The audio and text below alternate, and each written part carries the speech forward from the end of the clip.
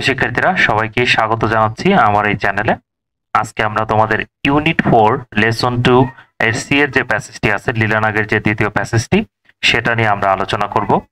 তো চলো শুরুতে আমরা দেখে নেই যে গুরুত্বপূর্ণ ভোকাবুলারি গুলো আছে সেগুলো। তো তোমরা স্ক্রিনে এই ভোকাবুলারি দেখতে পাচ্ছ। প্রথমেই যে ভোকাবুলারিটা দেয়া আছে সেটা হলো অ্যাফ্লুয়েন্ট।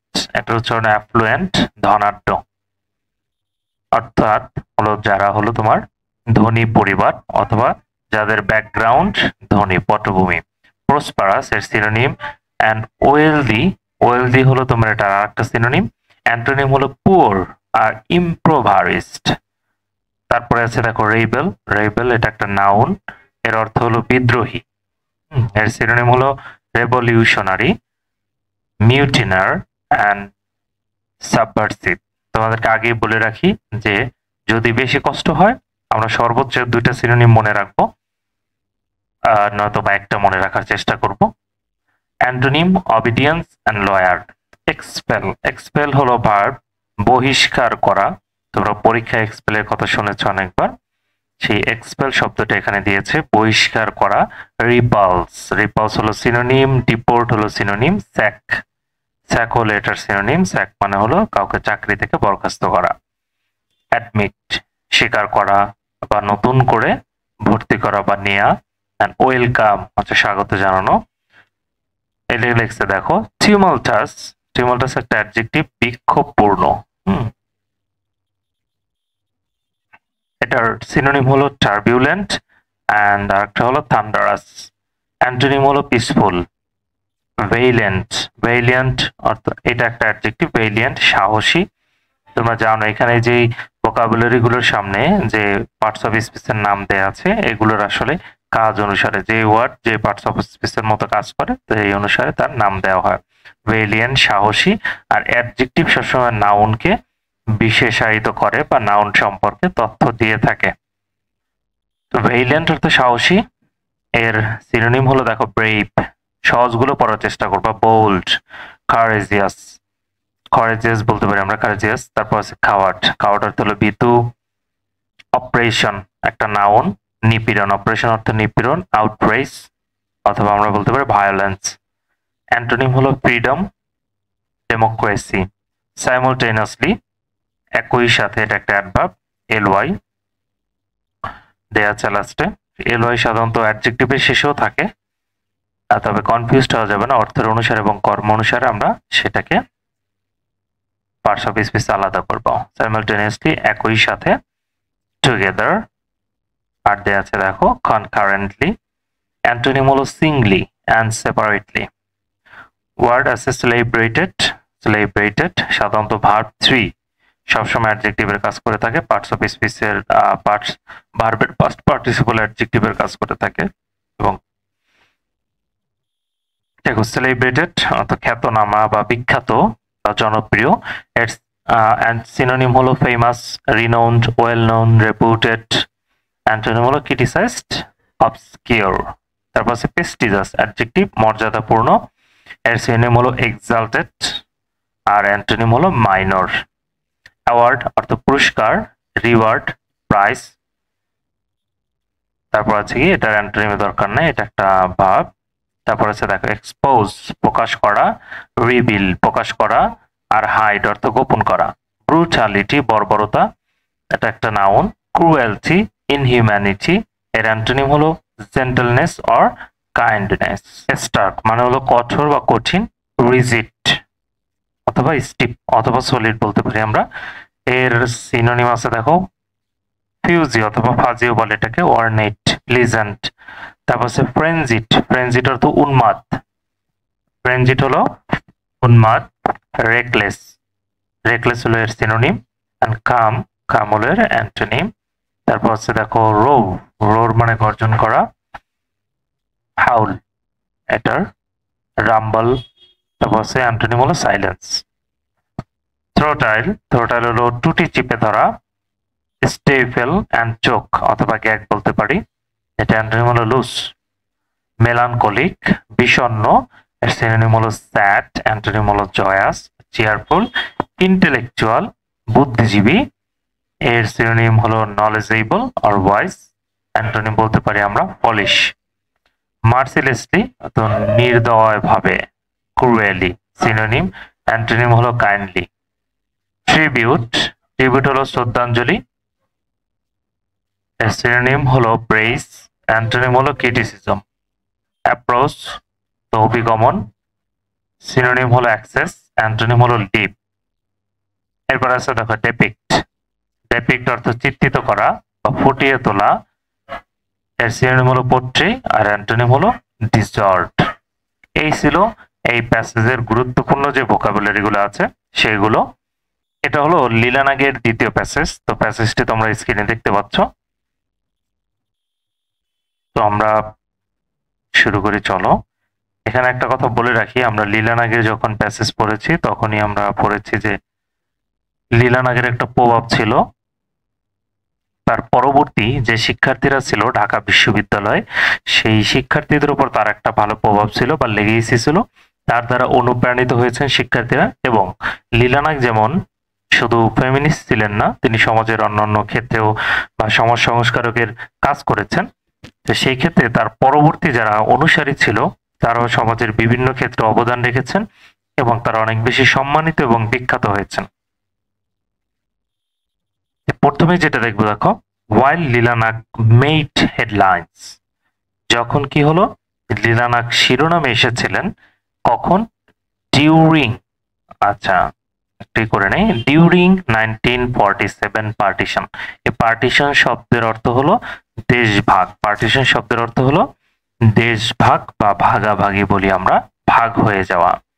তো 1947 সালে দেশভাগের সময় যখন লীলানাগ শিরোনাম হয়েছিলেন, নাদিরা বেগম আরো একজন শিক্ষার্থী ঢাকা বিশ্ববিদ্যালয়ের ইংলিশ ডিপার্টমেন্টের, Nadira Begum, another student of the department of English, was making headlines in 1949। দেখেছো, যেটা তোমাদের বলেছিলাম কিছুক্ষণ আগে যে লীলানাগের একটা প্রভাব পরবর্তী শিক্ষার্থীদের উপর ছিল।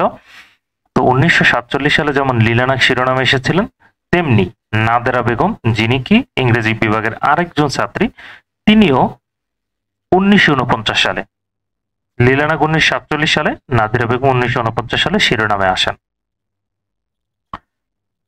এরপর line, coming from an effluent, effluent শব্দটা আমরা ভোকাবুলারির ভিতরে পড়েছি। অ্যাফ্লুয়েন্ট মানে হলো তোমার কি বলতে পারি আমরা, অ্যাফ্লুয়েন্ট মানে হলো সচ্ছল পরিবার বা ধনাঢ্য পরিবার। তাহলে দেখো এখানে একটা ব্যাপার আছে, coming from an effluent political family. এখানে কিন্তু অ্যাফ্লুয়েন্ট পলিটিক্যাল ফ্যামিলি বলতে হলো তোমার রাজনৈতিক পরিবার, ঠিক আছে, রাজনৈতিক ধনাঢ্য পরিবার থেকে তিনি এসেছিলেন। কামিং ফ্রম মানে জন্মগ্রহণ করেছিলেন তিনি একটা রাজনৈতিক এবং ধনাঢ্য পরিবারে।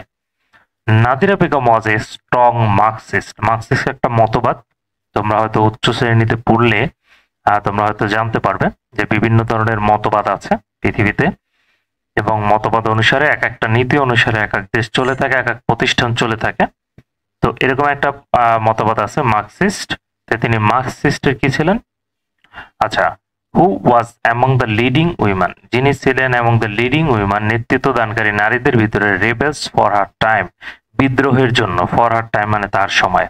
তাহলে সুন্দর করে বলতে গেলে হলো যে নাদিরা বেগম একটা ধনাঢ্য রাজনৈতিক পরিবার থেকে এসেছিলেন এবং তিনি একজন কঠোর, স্ট্রং মানে হলো কঠোর, কঠোর মার্ক্সবাদী। তিনি ছিলেন কি নারীদের নেতৃত্ব প্রদানকারীদের মধ্যে একজন। In 1949, 1949 সালে she was expelled from the University of Dhaka, 1949 সালে তাকে ঢাকা বিশ্ববিদ্যালয় থেকে বহিষ্কার করা হয়। কেন বহিষ্কার করা হয়? ফর, কারণ, fighting for the rights of the fourth class employees of the university. Fourth class মানে হলো চতুর্থ শ্রেণী, চতুর্থ শ্রেণীর এমপ্লয়ি কারা? যারা এই যে কেরানি বা যারা গার্ড থাকেন, দারোয়ান থাকেন,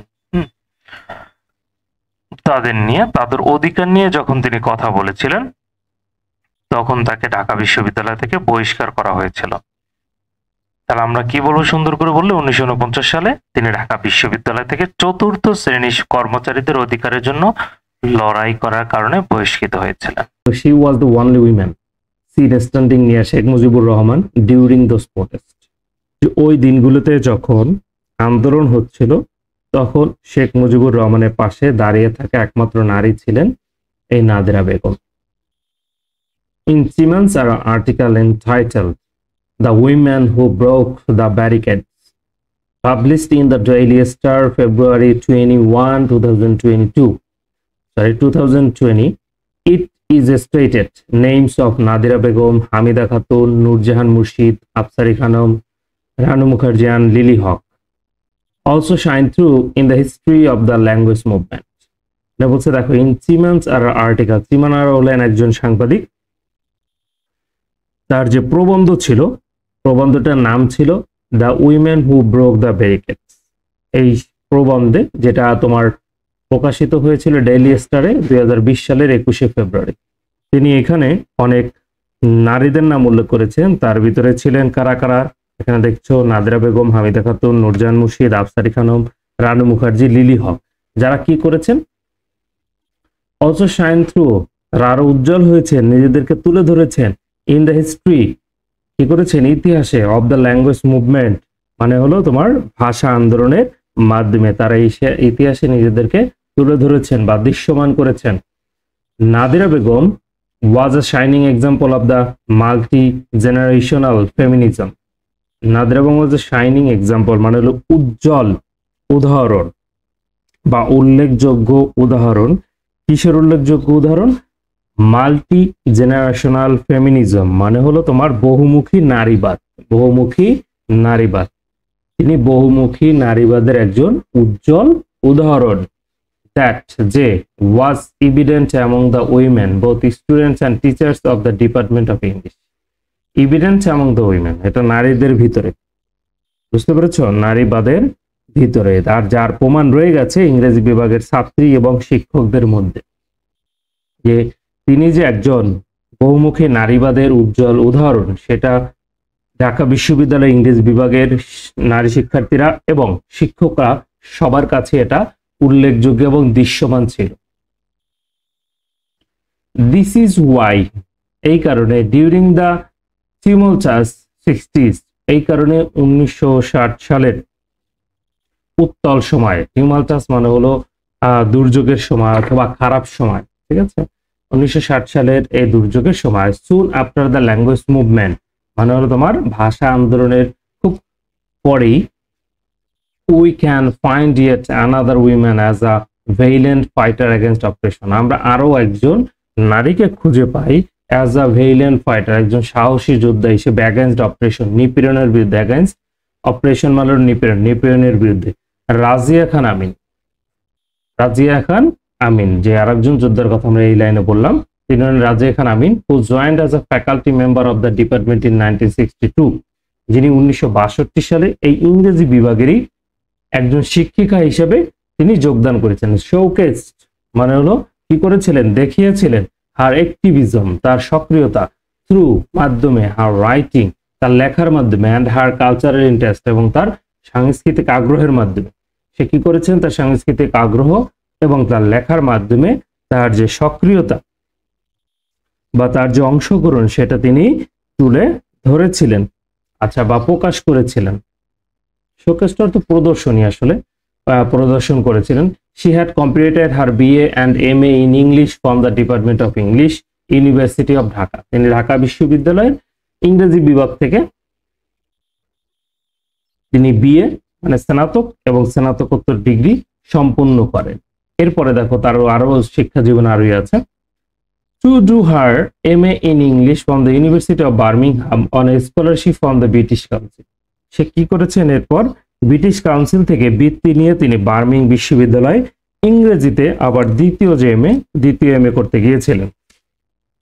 তার অনেকগুলো পরিচয় আছে, সেটা এই লাইনটাতে দেখবো। শি ওয়াজ সাইমালটেনিয়াসলি, তিনি একাধারে ছিলেন অ্যান এডুকেশনিস্ট, একজন শিক্ষা, একাধারে তিনি একজন শিক্ষাবিদ, আর থিয়েটার অ্যাক্টর, একজন থিয়েটার কর্মী বা অভিনেত্রী, আর জার্নালিস্ট, একজন সাংবাদিক, কলামিস্ট, একজন কলম লেখক, আর পোয়েট, তিনি একজন কবিও ছিলেন, আর সেলিব্রিটি, এক জনপ্রিয় লেখক ছিলেন। এবং the prestigious award she receive, তিনি যা প্রেস্টিজিয়াস মানে হলো সম্মানজনক যে পুরস্কারগুলো তিনি গ্রহণ করেছিলেন, আর তার ভিতরে রয়েছে দ্য পেনলে রাইটিং অ্যাওয়ার্ড 1956, 1956 সালে তিনি পেনলে রাইটিং অ্যাওয়ার্ড পেয়েছেন।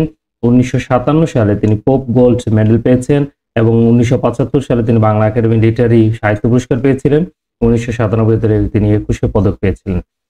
এবং অ্যান্ড দ্য অনন্য লিটারেচার অ্যাওয়ার্ড 2003 এবং 2003 সালে অনন্য সাহিত্য পুরস্কার তিনি পেয়েছিলেন। আমিন, আমিন বলতে হয় তোমার এই রাজিয়া খান আমিন বোঝানো হয়েছে। আমিন এক্সপোজেস দ্য ব্রুটালিটি, আমিন কি করেছেন, অফ দ্য 1971 লিবারেশন ওয়ার, 1971 সালের তোমার স্বাধীনতা যুদ্ধের যে নির্মমতা বা নিষ্ঠুরতা সেটা তিনি প্রকাশ করেছিলেন। কিসের মাধ্যমে? থ্রু, মাধ্যমে stark images in her poems, তার ছবিতে তার কবিতার মাধ্যমে তিনি এটা প্রকাশ করেছিলেন। এরপর হচ্ছে দেখো, in her poem Argus under anaesthesia she writes, তার একটা কবিতা যার নাম হচ্ছে Argus under anaesthesia she writes, তিনি লিখেছেন a mother frightened by the roar of mortars, একজন মা কি হয়েছেন, ভীত সন্তুষ্ট হয়েছেন কিসের মাধ্যমে? By the roar of mortars, বাহিরে যে মর্টার শেলের যে শব্দ হচ্ছে তিনি দেখেন উন্মত্ত বা উন্মত্ত হয়ে গিয়েছেন। টোটাল হার উইনিং ইনফ্যান্ট, ঘ্যান ঘ্যান করা, উইনিং মানে হলো ঘ্যান ঘ্যান করা, তার শিশুর তিনি গলা টিপে ধরেছেন। কেন মা গলা টিপে ধরেছেন? It's life for the life of millions, তিনি লক্ষাধিক জীবনের বিনিময়ে তার শিশুর জীবন তিনি বিসর্জন দিয়েছেন।